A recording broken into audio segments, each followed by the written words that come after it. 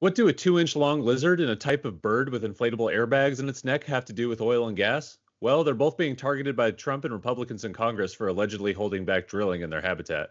In early May, Trump officials took aim at the lesser prairie chicken in a motion filed in a Texas court.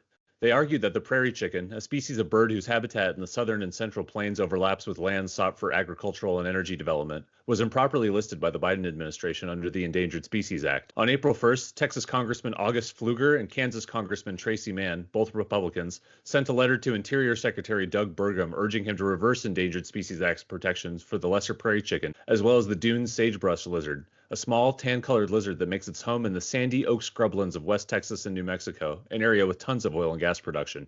Wildlife scientists have shown that both species are in decline and deserving of protections under the Endangered Species Act, which prohibits the killing of endangered animals and the destruction of their habitat. However, oil and gas production are extremely high in areas where the prairie chicken and dune sagebrush lizard live, making it hard to argue that these protections are stopping drilling.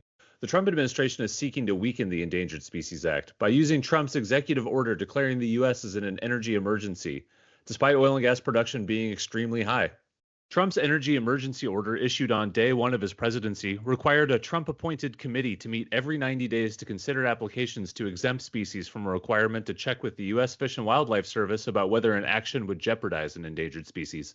The order paves the way for permit applicants and federal agencies to ignore the possible presence of threatened and endangered species at the sites of proposed construction projects. It applies to any type of project permitted or funded by a federal agency, not just energy projects. To learn more about attacks on the Endangered Species Act, visit news.oilandgaswatch.org.